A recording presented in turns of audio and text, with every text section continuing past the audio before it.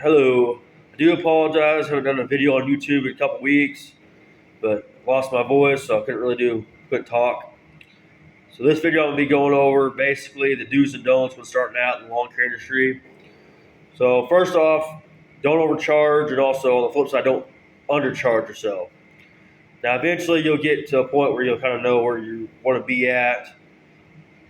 So basically, and then another thing, don't let a potential customer bully you and tell you how much they'll charge you and they'll pay you. So basically, if someone says, "Hey, I'm gonna call you, but I'm only gonna pay you $40 for, let's say it'll take you like 3 hours of the job," you're like, "I'm not doing that." So sometimes it does work out, but a lot of times that won't work out for you. Now I do understand when you're first starting out, you're wanting to get as many customers as you possibly can. I know from experience, I know that, but in the end, that's not going to work out. You're not going to want to do that for 3 hours worth of work. You're not going to do little pay for a lot of work, or a lot of labor hours, I should say. The other thing is if you're mowing a yard and a customer comes over, or a potential customer comes over, let's say a neighbor comes over, and they say, "How much we charge for mowing my yard?" And let's say you're mowing this one for 45, and you tell them $30 for their yard. But let's say if it's pretty well the exact same thing, you're probably gonna get a phone call or a message saying, "Hey, why are you charging me 45 and then 30?" Now, if you have a good enough reason, like let's say it takes you an extra 15 to 20 minutes, so we need this yard, and does that one, then that's understandable. But if it's pretty exact same yards, yeah, you're either going to be having to go down on the price on that customer, or you're going to lose that customer. It's one thing you don't want to do. One thing I cannot emphasize enough on is build good relationships with all your customers.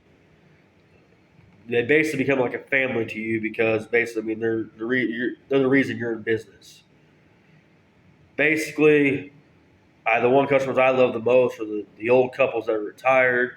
They love talking. I do enjoy talking to them. Those are the customers I love the most.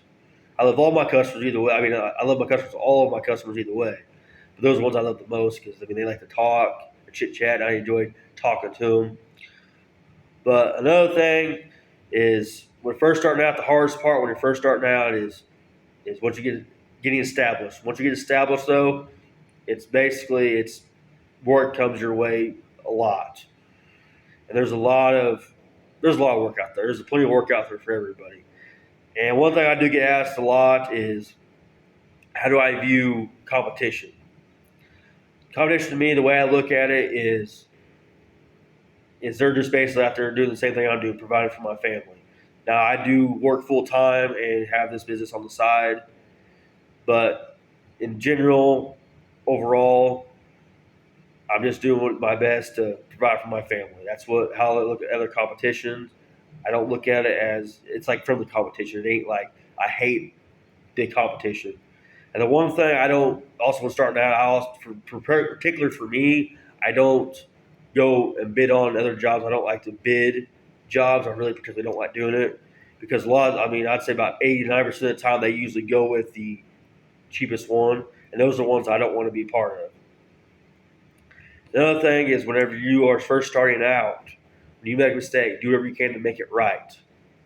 You can make it right. Now there's a few instances where you can't make it right. I've had a few of those, but do whatever you can to make it right.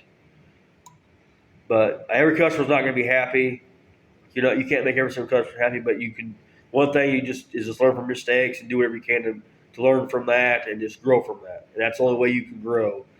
I mean, look at some of the most successful businesses ever. They have. I mean, every day they probably have hundreds out of of course millions of customers. They probably maybe have a 90% satisfactory, but they have. They have 200 customers that had complaints that were not happy, but yet they still have like 2 billion customers. I mean, you look at like, oh, they have 150 complaints, but they have like 2 billion customers. I mean, that's still pretty good. Now, when you're first starting out, I mean, when you're small business, I mean, if you have 100 customers, like let's say you only have 300 customers, but 100 of them are not happy, that's not pretty good. That's not good at all. But if you have, let's say, 70 or 80 customers, let's say, and you have like one or two, from time to time, that's not that bad. I mean, you learn from it, you're gonna grow from it. But in each of these videos I'm gonna keep going over tips. And my mowing season is going to be getting started next month and a half, I'd say. And I'll do some videos on me mowing and how the yards look. And But anyways, I'm gonna keep doing this and hopefully get better at it as I do it more. But the one thing these videos I like everyone to take from is everybody's out there trying to do better, trying to get better themselves. So just everyone just keep doing what you're doing, set goals for each year. Hopefully everyone achieves them. But anyways, have a good day or good night, whatever it is when you're watching this video. But anyways, thank you guys, and like and subscribe, please.